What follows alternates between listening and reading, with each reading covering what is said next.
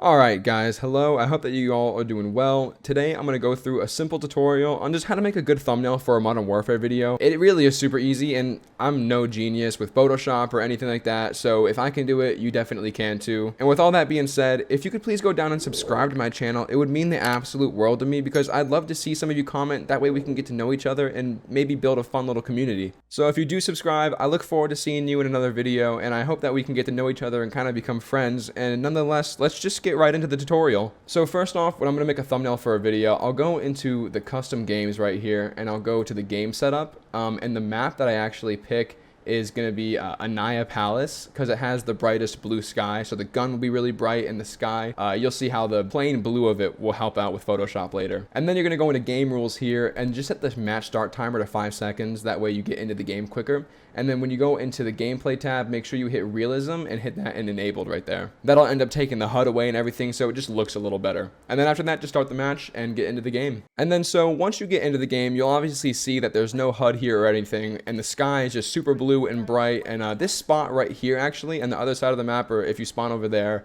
or this side right here, this palm tree is a good marker for your location, because the sun really hits the gun right here. It gets super bright and everything. And then the sky is actually very plain blue, and that will really help us out in Photoshop, like I said earlier. So once you're sitting here, I like to shoot a bullet and then just maybe reload, have some animation, maybe have some options for what you want to do later on. Aim in a little bit if you want. You can pick out of a frame from that in the video file. So once I feel satisfied with what I have here, I'm actually going to go and put this timeline of the video into Premiere Pro. Once you're in Premiere Pro, what you're going to want to do is take your timeline and just throw it in right there. I like to take this bar right here and expand it a lot. That way I can just go through the frames a little slower. So personally, I think this is great. And what you're going to do is click this little camera button right here and hit export frame and just hit OK. So once you have that file saved right here, you're going to want to go and open Photoshop and hit create new. And when you're creating a new one, make sure the resolution is 1280 by 720 because that is actually YouTube's thumbnail resolution. And when you use the exact one, it'll look cleaner. It won't be fuzzy. It'll fit the box perfectly. So make sure you click that right there and hit create. And once this opens up, just toss in your image right there, just like that. So once you have the image in Photoshop, you're going to want to go to the layers tab over here and right click it and hit rasterize layer. I'm not a Photoshop genius, but I just know that that makes you be able to like touch up the image or do stuff that you want with it. But anywho, once you hit rasterize layer, you're going to want to find this little magic wand right here and double click that so it's selected. And once you have it selected, you can see once you click with it, it'll highlight a lot of parts of the image that are blue, and then you just hit the backspace key and it deletes that for you. So you'll go into these finer spaces right here and just click and delete, and they just slowly start to go away and everything kind of clears up a little bit. So once you use the magic wand to get everything around the gun erased, you'll still see there's a lot of stuff on the screen here, but we're not going to worry about that because we have this fine and handy eraser right here. So what you're going to want to do is select that and then start going and erasing all the other excess blue and the tree and everything like that to clear up the image more. And if you're trying to erase and the eraser isn't erasing anything, just make sure you hit Control D and that should fix up your problem for you.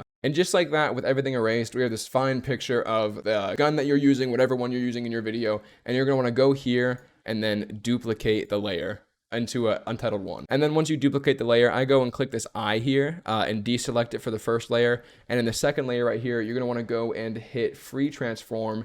That way you can take and pull and drag this weapon any way that you want to and make it as big or small as you want. And after I make the gun a little bigger, I'll go into this little circle right here at the bottom of the layers tab. I'll click that and I'll go to vibrance. And I'll put vibrance up actually a decent amount, sometimes even all the way. And then saturation as well.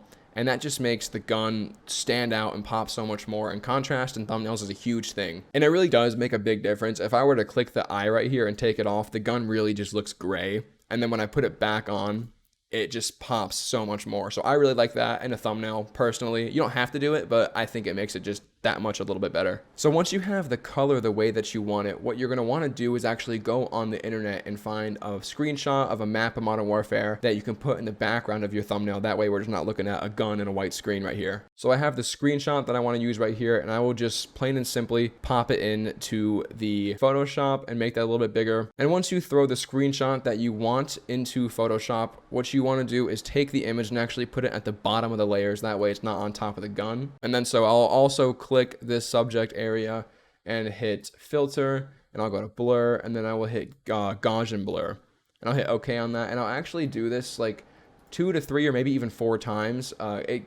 overlaps itself, so it gets a little stronger and stronger. Once we have that blur done, what I'll do is I'll go over here to the layers tab, and I'm going to make sure you're clicked onto the background scenery image. Make sure you're not clicked on any of these ones right here. Make sure you're clicked on the background one and right click it and go to blending options, because right now there's not a lot of good contrast going on between the background image and my actual gun. They kind of just look like a big colorful mess right now, so I kind of want to fix that. So what I'll go do is I will go to color overlay and click that, and I will change the color to pretty black, maybe a little less dark black, and then just change the opacity a little bit. So you can make it as dark as you want, as light as you want. I think a happy medium fits it the best. That way the gun itself kind of just pops a little more. You can also do a similar thing to the actual weapon, and make sure you click the layer option with the weapon that you want. Once you get into the blending options for the weapon, I'll click the outer glow, and I'll just set it to white, and I'll put the spread thin and the opacity as high as I can. The range pretty high, that way it hugs the gun. You don't want it to be out like that.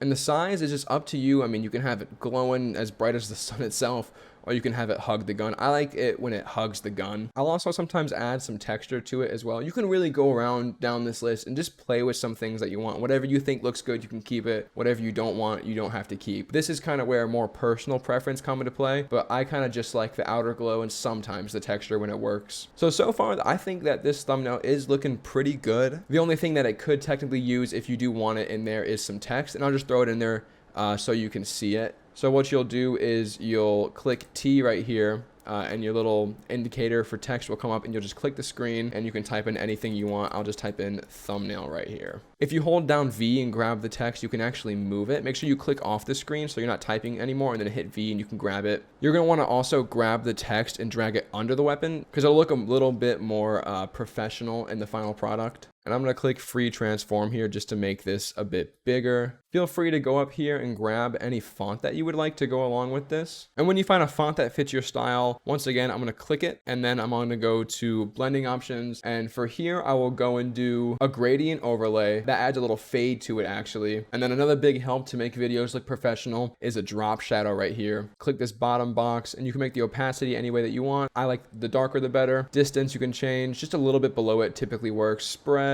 you don't got to go too crazy on these. And once you add those things, I think honestly this looks pretty good for my taste. I'm going to take this gun and actually move it down a little bit. So once you're happy with everything that you have here with your final product, you're going to want to go to export and then export as. And once you have it ready to export, they start it as a PNG. I just change it to a JPEG, and then I just hit this blue button right here and hit export, and it'll save to typically wherever you have your photo store to go to pictures. So once you go to your photo files and you click this image, you should have your awesome looking thumbnail right here ready to put on top of your video.